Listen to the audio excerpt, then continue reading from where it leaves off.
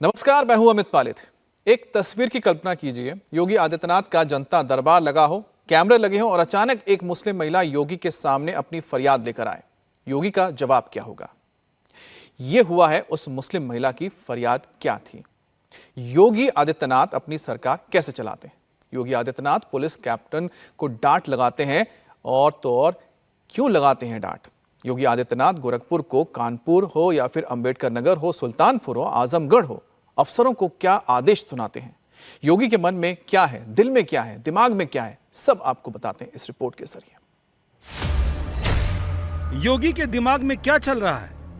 योगी के दिमाग में वो चल रहा है जो नरेंद्र मोदी के दिमाग में चल रहा है। एक भारत बनाना है और श्रेष्ठ भारत बनाना है। ये होगा कैसे? ये सब कुछ निर्भर है जब मोदी को तीसरा टर्म मिलेगा। तीसरा टर्म पाने के लिए 24 में जब 300 पार सीटें आएंगी और बहुमत की सरकार बनेगी, जिसमें सबसे बड़ा योगदान यूपी का होगा। इसीलिए इस बार यूपी में 80 में 80 की दरकार है।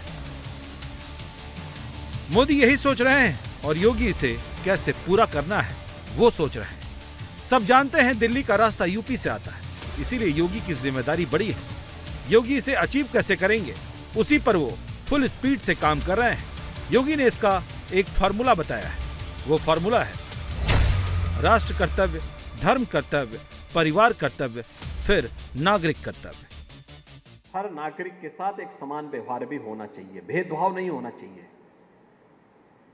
जाति के नाम पर, मत और मजहब के नाम पर, क्षेत्र और भाषा के आधार पर, अमीर और गरीब के नाम पर, जाति और लिंग के आधार पर कोई भेदभाव किसी के साथ न हो।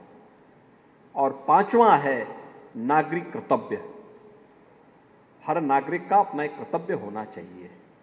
क्या कर्तव्य होना चाहिए? मैं जीऊंगा तो मातृभूमि के लिए जीऊंगा, कुछ कार्य करूंगा तो मातृभूमि को ध्यान में रख करके कार्य करूंगा, देश के हित को ध्यान में रख कर करूंगा। और जिस दिन 140 करोड़ लोगों के मन में एक भाव आ जाएगा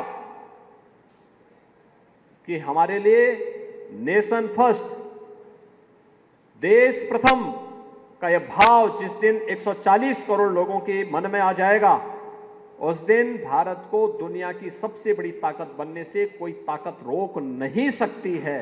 और आज की गोष्ठी उसी नागरिक कर्तव्य के साथ, प्रधानमंत्री जी के पंचप्रण के साथ आपको जोड़ते हुए उसी नागरिक कर्तव्य के साथ जोड़ने का आह्वान कर रही है। हम भी अपने दायित्व का निर्वहन करें। हर व्यक्ति जो जिस क्षेत्र में है, जिस फील्ड में है, वह अपने दायित्वों का निर्वहन करेगा। योगी जो कह रहे हैं उसका सैंपल भी गोरखपुर में दिख गया, जब जनता दरबार में कुछ फरियादी उनके सामने फरियाद लेकर आए थे। जो लोग कहते हैं ना, योगी के चश्मे में सिर्फ भगवा नजर आता है, वो 34 सेकंड के इस वीडियो को जरूर देखें। न हिंदू न मुसलमान, सबके साथ एक निदान। कौन क्लास में पढ़ती है? एक मैं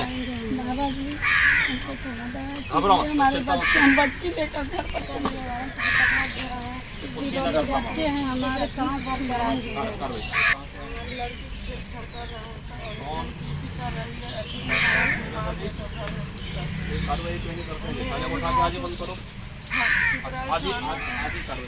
और जो उनको बचा रहा है उसके खिलाफ कठोर कार्रवाई करो। हम जांच करवा देते हैं, ऐसे नहीं होना चाहिए। तो श्रीनगर का मामला कहाँ से आए हैं?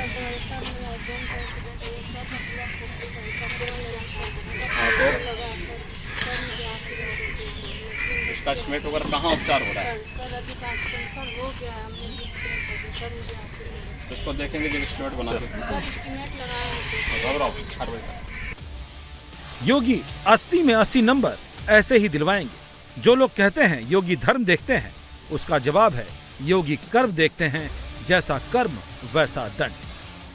और ये सब कुछ दिनों में सबने देखा है, चाहे वो कानपुर की बात हो, सुल्तानपुर की बात हो, आजमगढ़ की बात हो, आगरा या झांसी की।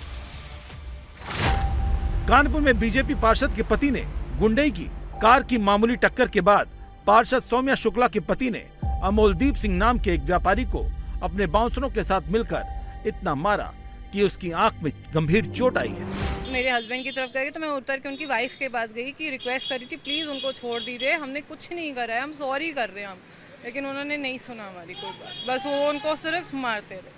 काफी भीड़ भाड़ वाली जगह थी, बाकी लोग नहीं सब आए लोग खड़े थे वहाँ, सब सिर्फ वीडियो बना रहे थे वहाँ, कोई कुछ नहीं कर रहा था, सिर्फ वहाँ पे खड़े होकर सब तमाशा देख रहे थे और वीडियो कर रहे थे बस। पुलिस आई मौके पर, कंप्लेंट किया आप लोगों ने? पुलिस आई बट पुलिस ने कुछ नहीं करा। मैंने अपने ब्रदर को तुरंत फ़ोन करा, गाड़ी में से फ़ोन किया, मैंने स्पीकर पे फ़ोन करके किया कि ताकि वो मेरा फ़ोन ना छीन ले। मैंने स्पीकर पे फ़ोन करके इसको फ़ोन किया कि तुरंत आओ। मैंने उसको बोला मैं सिटी क्लब के सामने हूँ, फटाफट। ये पहुँचा, इसको भी मारा है, मेरे जीजा जी थे उनको भी मारा है। मतलब वो उनको पुलिस का भी डर नहीं था, पुलिस खड़ी थी वहाँ पे, बट वो सिर्फ इतने मतलब क्या थे वो लोग कि उन्होंने मतलब सब हमारी सब खराब कर दिया। भाई FIR हमारी दर्ज होनी चाहिए, उल्टी दर्ज हुई है ये दफाई जो लगाया उन्होंने। मारपीट तो जो आप लोग की तरफ से की गई है, आंख चली गई है उनकी, गलत है वो। उनकी माँ का तुरंत स्टेटमेंट है, उनकी आंख पहले से खराब थी, उनका पहले से ये सब चल रहा था।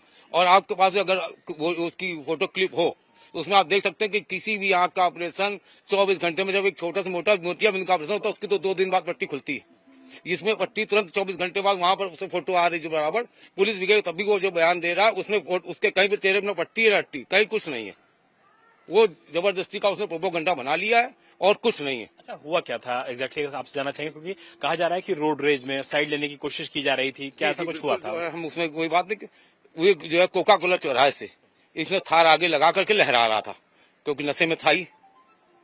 उनके बयान देखिए बदलते भी गए बराबर बीच में, क्योंकि वो पहले कह रहे थे दुकान बढ़ा के आ रहा था, 100 बढ़ा के, फिर अभी कल ही उनकी मैडम ने बोला कि जो है एक जगह पार्टी से आ रहे थे, पार्टी से स्वाभाविक उन्होंने ड्रिंक कर रखी और इस वक्त उसकी हालत गंभीर है। आरोपी का कनेक्शन बीजेपी से है तो उस पर क्या एक्शन नहीं होगा?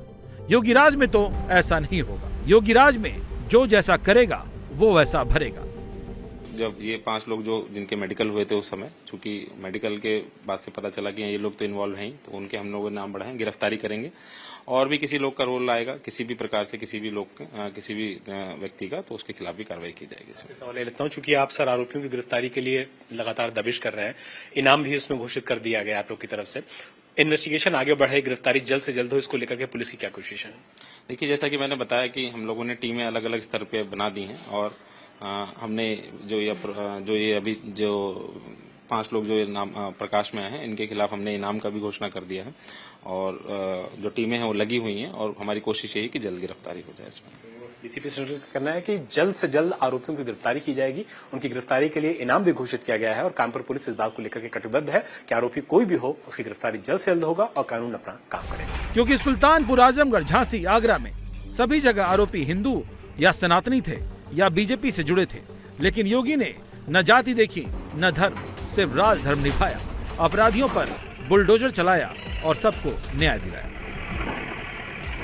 समाज के जिस क्षेत्र में जो व्यक्ति है वो अपने कर्तव्य का ईमानदारी पूर्वक निर्वहन करने लग जाएगा, अपने आप ही भारत दुनिया की एक ताकत बनेगा, उसको कोई रोक नहीं पाएगा। और आज देश के अंदर ये भाव पैदा हुआ है जिसमें हम सबका दायित्व राष्ट्र प्रथम होना चाहिए। राष्ट्र प्रथम, हमारा मत या मजहब इसके बाद, हमारा परिवार उसके बाद, हमारा स्वयं का अधिकार उसके बाद, चौथे नंबर पर इसका नंबर आएगा। लेकिन दुविधा कब आती है? जब हम अपने स्वयं के कर्तव्य को, स्वयं के अधिकार को सबसे पहली प्राथमिकता देते हैं और राष्ट्र को सबसे बाद में प्राथमिकता देते हैं, तभी समस्या खड़ी होती है। इसलिए हमें इसको घुमाना पड़ेगा और उसको नागरिक कर्तव्य के साथ अपने आप को जोड़ते हुए पहले राष्ट्र, फिर मत या मजहब, फिर उसके बाद परिवार और अंत में स्वयं के बारे में। योगी के दिमाग में 24 में दोबारा मोदी को लाने का प्लान चल रहा है और जो भी इस प्लान में रोड़ा बनेगा उसको पाठ पढ़ाया जाएगा। उसमें योगी ये नहीं देखेंगे कि कौन किस धर्म का है, कौन किस पार्टी का है और कौन बीजेपी का नेता है, क्योंकि इसी लॉ एंड ऑर्डर के बूते वो दोबारा यूपी की सत्ता में आए और यही लॉ एंड ऑर्डर 80 सीटों पर भी काम करेगा। इसीलिए लॉ एंड ऑर्डर पर वो कोई समझौता नहीं करेंगे, क्योंकि योगी भी जानते हैं विरोधी नहीं छोड़ेंगे। पुलिस कोई कार्रवाई नहीं कर रही, बुलडोजर का स्टीयरिंग बीजेपी के हाथ में है, बीजेपी के हाथ में स्टीयरिंग है। और जब कभी भी बीजेपी के लोग फंसने लगते हैं तो बुलडोजर की चाबी खो जाती है, लाइसेंस गायब हो जाता है, उसे चलाने वाले नहीं मिलते हैं। बीजेपी के ही लोग हैं और जहाँ भी जमीनें हड़पी जा रही हैं, जमीनों के विवाद है, इस तरह के जमीन या हत्या में बीजेपी के लोग शामिल रहते हैं। विरोधी घेरने में जुटे हैं, लेकिन योगी इसे और भी हाइप पर ले जाने में, जिसका अंदाजा 24 घंटे में योगी के तेवर से पता लग गया है। योगी ने अधिकारियों को अल्टीमेटम दे दिया है, काम नहीं तो किसी को वो बख्शेंगे नहीं, चाहे वो अधिकारी हो या फिर कोई और। मोदी 24 के लिए जो बिसात बिछा रहे हैं, योगी उसी हिसाब से काम कर रहे हैं, वो चाहे बात कर्म की हो या फिर धर्म की। अयोध्या में राम मंदिर उद्घाटन के भव्य प्रसारण की तैयारी है, ये बात राहुल गांधी भी समझ रहे हैं, क्योंकि उन पर आरोप लगते रहे हैं राहुल अयोध्या अब तक क्यों नहीं गए हैं। अब खबर आई है कि राम मंदिर के मुख्य पुजारी सत्येंद्र दास से राहुल गांधी के सलाहकार और राजीव गांधी फाउंडेशन के सीईओ विजय महाजन एक हफ्ते पहले मिल चुके हैं।